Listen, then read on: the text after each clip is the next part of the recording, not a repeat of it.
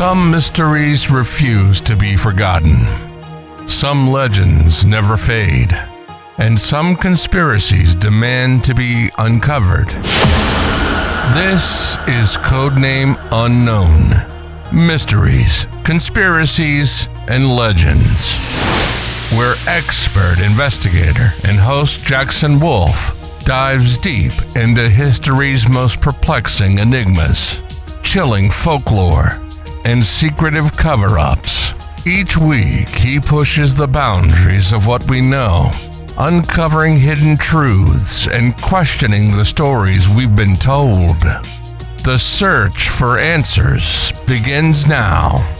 Open your mind, question everything, and step into the shadows.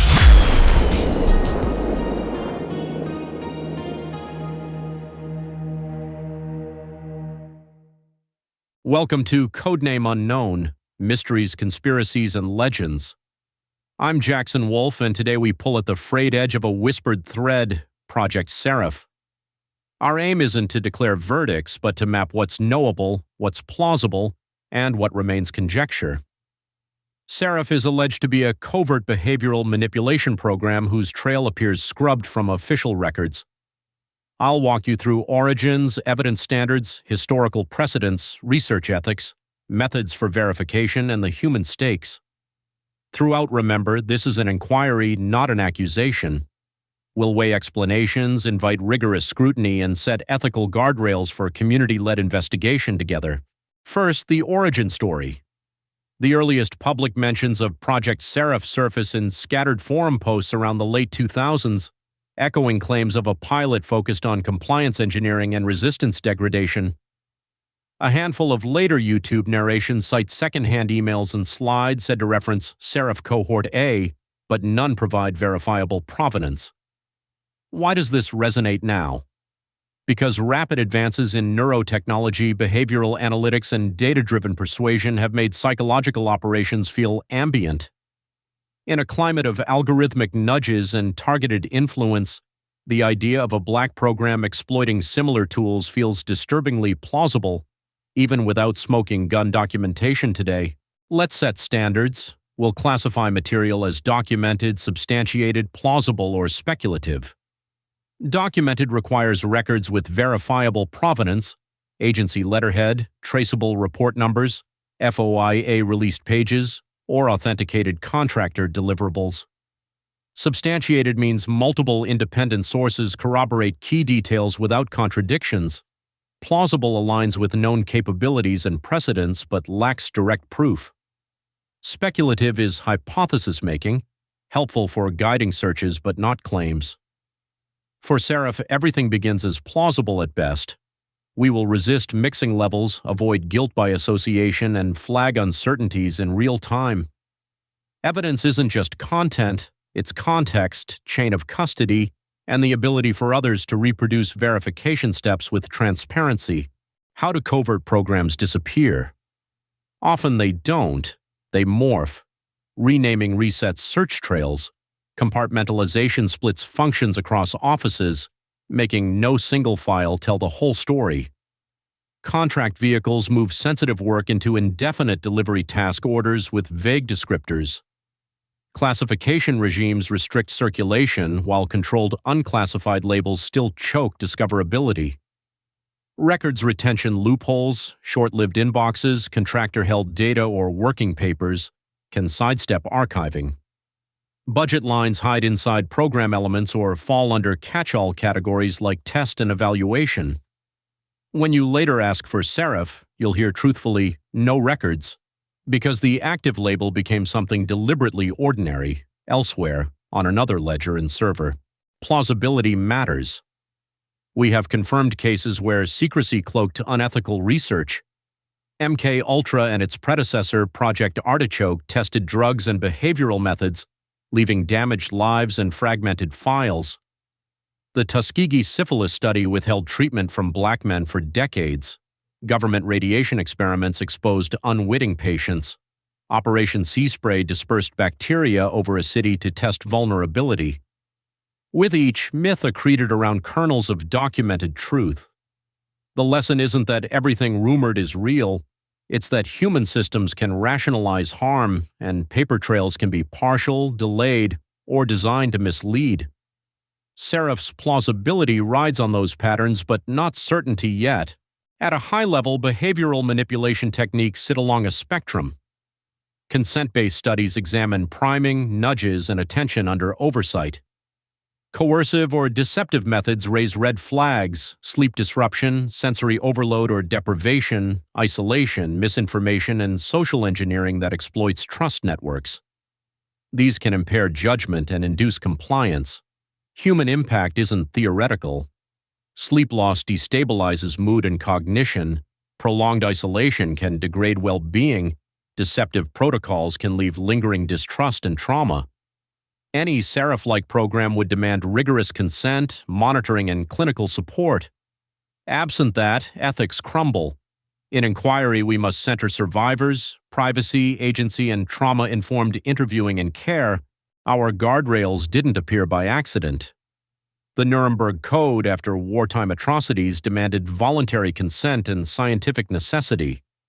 The Belmont Report set principles: respect, beneficence, justice, implemented through institutional review boards, the Common Rule, and specialized defense and intelligence directives. Yet enforcement fails when incentives reward speed, secrecy, or plausible deniability.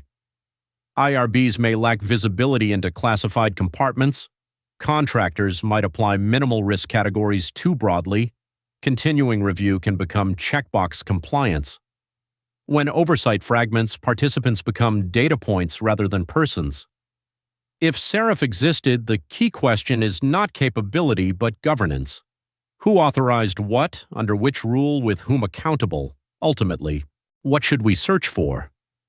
Procurement hints, statements of work referencing human factors, behavioral compliance, stress inoculation, or denial and deception risk.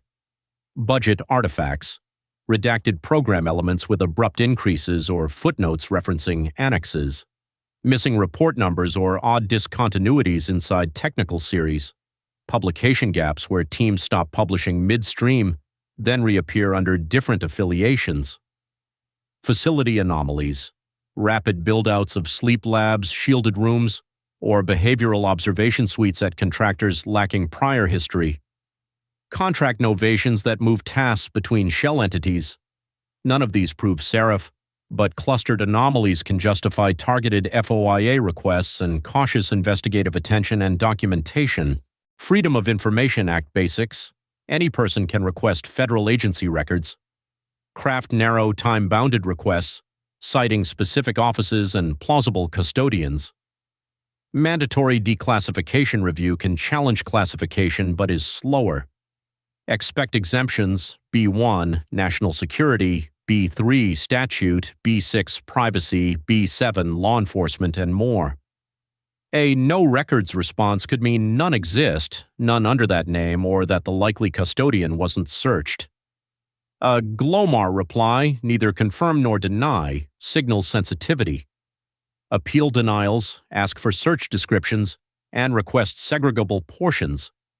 Track case numbers, deadlines, and correspondence. Transparency often arrives incrementally, page by page. Maintain patience, civility, and meticulous logs. Open source verification protects both truth and people. Save original files, hash them, preserve metadata, and screenshot context, including timestamps and links. Use web archives to capture volatile pages and version histories. Cross-reference claims against institutional calendars, procurement portals, dissertations, and facility permits. When possible, verify chain of custody: who held the file, when, and how it changed. Redact personal identifiers unrelated to public interest. Beware forged headers, mismatched fonts, or improbable classification markings. Build a ledger of your steps so another researcher can replicate them. Transparency doesn't eliminate error, but it raises the cost of deception for everyone involved, eventually. Whistleblower and witness accounts can illuminate shadows, but credibility is earned. First, specificity: dates, offices, document titles, process details. Second, corroboration: Can others verify positioning or observations without revealing identities? Third, consistency across tellings. Fourth, motives, retaliation, conscience, money, politics, all colored lenses. Protect identities with compartmented communication and legal counsel. Never solicit classified disclosures or breaches of confidentiality. Trauma awareness matters. Memory under stress can be nonlinear. Where possible, seek contemporaneous records, emails, calendar entries, badge logs, without doxing. If a claim can survive adversarial testing, it strengthens. If it collapses, let it go without harassment and refocus on verifiable avenues instead. If Seraph existed, where might it live?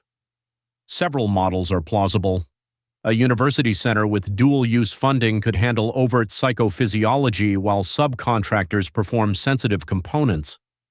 A defense prime might run a human systems integration lab with a special project carved into a restricted area. A private biomedical firm could host a wellness study masking compliance endpoints. Front entities can rent space near bases to borrow legitimacy. Across models, compartmentation limits who knows the full scope, and need to know becomes culture. Again, I'm naming structures, not actors. We avoid implicating real institutions without documented, verifiable evidence backed by rigorous provenance. Missing records rarely point to a single cause. Bureaucratic error. Misfiles boxes. Project renames break keyword searches.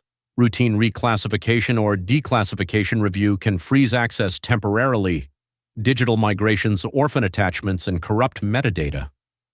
Deliberate suppression sometimes occurs but leaves fingerprints, unusual retention schedules, destroyed inventories, or sudden synchronized silence across offices. When weighing explanations, start with base rates, what's common versus rare, and then look for pattern fit. If multiple independent anomalies cluster around capabilities, timelines, and facilities, deliberate action becomes more plausible. But the inverse applies too. If normal processes explain gaps cleanly, don't force conspiracy to fill them without evidence. Why Seraph?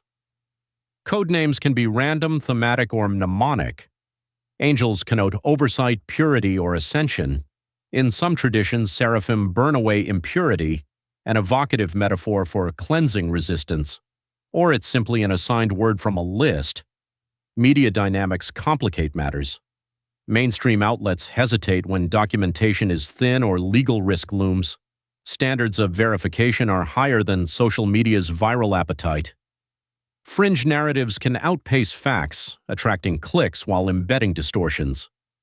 Disinformation often parasitizes real scandals, adding sensational but false details. Responsible investigators move slower, triangulate, and publish caveats, even when that means less drama and fewer headlines and certainty. That's our exploration of Project Seraph. We traced origins, set evidence tiers, examined how programs hide via renames and compartments, reviewed precedents MK Ultra and Tuskegee, outlined methods and ethics frameworks, mapped evidence trails, FOIA, MDR tactics, open-source verification, whistleblower assessment, institutional models and alternative explanations, plus symbolism and media dynamics. Value added, tools to think without sensationalism. Confirmation requires taskers, reports, approvals, budgets, and converging sources. Falsification reassigns cited labels elsewhere. Guardrails, no doxing, harassment, or illegal disclosures. Share verifiable documents, FOIA responses, or leads and questions via our portal. Next, timeline, comparison to a declassified analog, and a follow-up roundtable. You've been listening to Codename Unknown, Mysteries, Conspiracies, and Legends. The search for answers never stops, and the truth is always waiting to be uncovered. If you enjoyed the journey, subscribe to us, and don't miss what's next. Until next time, stay curious and keep questioning everything.